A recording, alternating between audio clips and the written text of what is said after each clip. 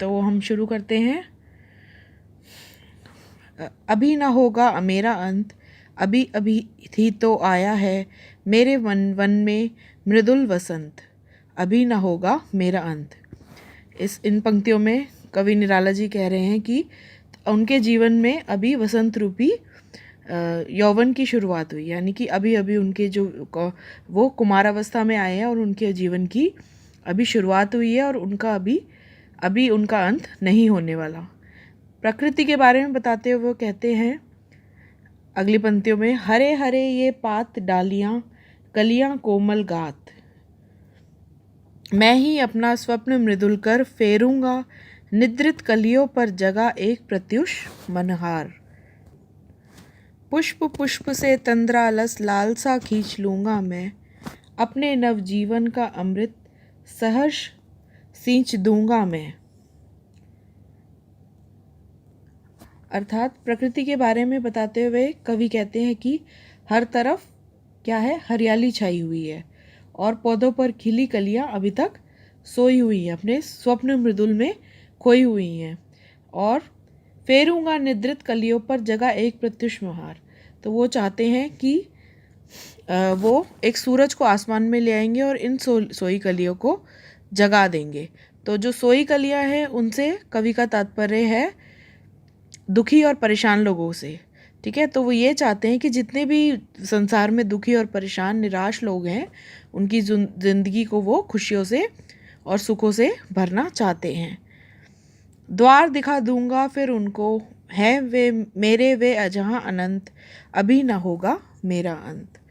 तो वो कहते हैं कि दुनिया का हर व्यक्ति सुखी रहे, इसलिए वो क्या चाहते हैं कि वो दुनिया का हर व्यक्ति सुखी रहे, इसलिए वह उनके लिए कुछ भी करने को तैयार हैं। ठीक है, और उनका जो अभी अंत है वो नहीं आया है, जब तक उनके वो हर इंसान की दुख और पीड़ा को दूर नहीं कर देते उनका अंत नहीं होगा। इसके प्रश्नोत्तर देखते हैं। कवि को ऐसा विश्वास क्यों है कि उसका अंत अभी नहीं होगा? तो कवि इसलिए ऐसा मानते हैं कि उनका अंत अभी नहीं होगा क्योंकि उनके अंदर उमंग है, उत्साह है और जीने की चाह है। ठीक है, और कवि का ये भी मानना है कि मनुष्य अगर उसके मन की खुशी, उल्लास और कुछ करने की चाह मर जाती है तो वो इंसान जीते हुए भी मृत्यु के समान हो जाता है। ठीक है, मरे हुए व्यक्ति के समान हो जाता है और ये सब चीज़ें उनके अंदर नहीं है। उनके अंदर अभी जीने की चाह है, लोगों के लिए कुछ करने की उत्साह है, तो इसलिए वो कहते हैं कि मेरा अंत अभी नहीं होगा। दूसरा प्रश्न है, फूलों को अनंत तक विकसित करने के लिए कवि कौन कौन सा प्रयास करता है? तो कौन कौन सा प्रयास करता है कवि? उनको ख्वाब से जगाने की कोशिश करता है। वो ये चाहता है कि वो सुबह की नई सुबह देखें। ठीक है, उनके नए जीवन की कला सिखाना चाहता है, जिससे उनको निराशा के मार्ग से बाहर निकालकर उनको आशा का मार्ग दिखाना चाहता है। और इसके लिए कवि कुछ भी करने को तैयार है। वो यहाँ तक तैयार है कि वो सूर्य को लाके उनके ऊपर सूर्य की रोशनी डाले, जिससे वो जाग जाएं और उनके मन में उत्साह भर जाए। तीसरा प्रश्न, कवि पुष्पों की तंद्रा और आलस्य दूर हटाने के लिए क्या करना चाहते हैं? तो कवि पुष्पों की तंद्रा व आलस्य दूर हटाने के लिए उन्हें नवजीवन रूपी अमृत से सींचना चाहते हैं ताकि वो अनंत तक विकसित रहे। आगे देखिए, कविता से आगे वसंत को, ये क्वेश्चन कई बार पूछ लिया जाता है एग्जाम में, वसंत को ऋतुराज क्यों कहा जाता है? आपस में चर्चा कीजिए।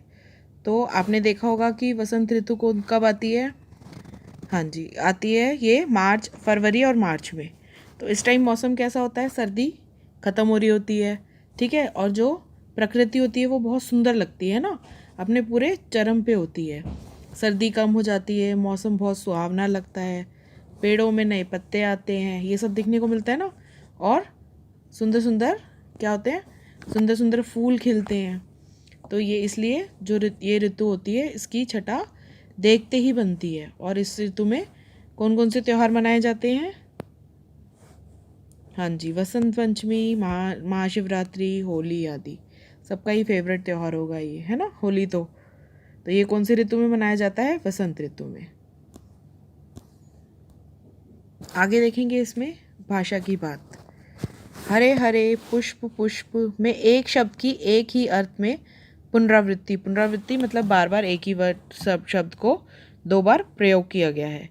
कविता के हरे हरे ये पात वाक्यांश में हरे हरे शब्द युग्म पत्तों के लिए विशेषण के रूप में प्रयुक्त हुए हैं। आप सभी जानते होंगे कि विशेषण क्या होते हैं, संज्ञा या सर्वनाम की जो विशेषता बताते हैं। ठीक है, यहाँ पात शब्द बहुवचन में प्रयुक्त है। ऐसा प्रयोग भी होता है जब कर्ता या विशेष्य एक वचन में हो और कर्म या क्रिया या विशेषण बहुवचन में। जैसे वह लंबी चौड़ी बातें करने लगा। कविता में एक ही शब्द का एक से अधिक अर्थों में भी प्रयोग होता है। जैसे 3 बेर खाती थी वे 3 बेर खाती थी, यानी कि जो 3 बार खाती थी वह 3 बार खाने लगी है। एक शब्द बेर का 2 अर्थों में प्रयोग करने से वाक्य में चमत्कार आ गया। इसे यमक अलंकार कहते हैं, जो आप 9th क्लास में अलंकार पढ़ेंगे उसमें आप पढ़ेंगे ये। कभी कभी उच्चारण की समानता से शब्दों की पुनरावृत्ति का आभास होता है, जबकि दोनों 2 प्रकार के शब्द होते हैं, जैसे मन का और मन का। ठीक है, वर्ड क्या है, अलग है हमें, मगर सुनने में ऐसा लगता है जैसे मन का। अगर जल्दी से पढ़ लें तो क्या पढ़ेंगे, वैसे शब्द क्या है, मन का और मन का। एक का मतलब है मन का, मतलब जो हम मन में सोच रहे हैं, हमारे मन की बात है। ठीक है, और मन का एक होता है जैसे हम वो करते हैं ना, पूजा कहते हैं, पूजा करते हैं, माला नाम जपते हैं, उसमें काउंट करते हैं, वो मन का होती है। ऐसे वाक्यों को एकत्र कीजिए जिसमें एक ही शब्द की पुनरावृत्ति हो। ऐसे प्रयोगों को ध्यान से देखिए और निम्नलिखित पुनरावृत्ति शब्दों का वाक्य में प्रयोग कीजिए। जैसे बातों बातों में, तो बातों बातों में के लिए क्या हो सकता है कि बातों बातों में पता ही नहीं चला कि मेरा घर कब आ गया। रह रह कर, तो इसके लिए भी आप बनाएंगे, ये आप खुद करेंगे क्वेश्चन। ठीक है, अगला क्वेश्चन देखिए। अगला प्रश्न देखेंगे, कोमल गात मृदुल वसंत हरे हरे ये पात। विशेषण जैसे मैंने अभी बताया संज्ञा या सर्वनाम की विशेषता को बताते हैं। तो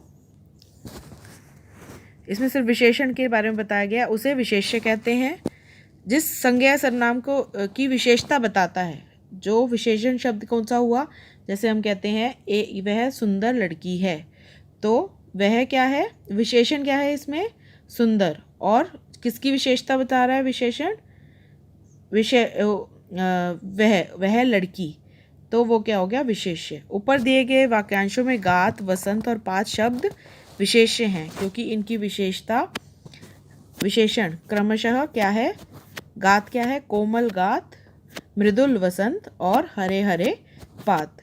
हिंदी विशेषणों के सामान्यतः 4 प्रकार माने गए हैं। गुणवाचक विशेषण, जिसमें गुण के बारे में बताया जाता है। परिमाणवाचक विशेषण, जैसे थोड़ा पानी, ठीक है, और 2 किलो चावल, जिसमें हम नाप तोल करते हैं। संख्यावाचक में क्या आएगा, 2 रोटी, 4 केले, ऐसे हो गया। और सार्वनामिक, जैसे कोई आया है, कुछ लाया है, तो ये क्या हो गया, सार्वनामिक विशेषण हो गए। ठीक है बेटा, ये आपकी जो भी आपको कोई प्रॉब्लम हो, ये मैंने बाकी समझा दिया है। इससे सभी सुनेंगे ढंग से, और जो भी प्रॉब्लम होगी वो मुझे बताएंगे। थैंक यू बेटा, नमस्कार।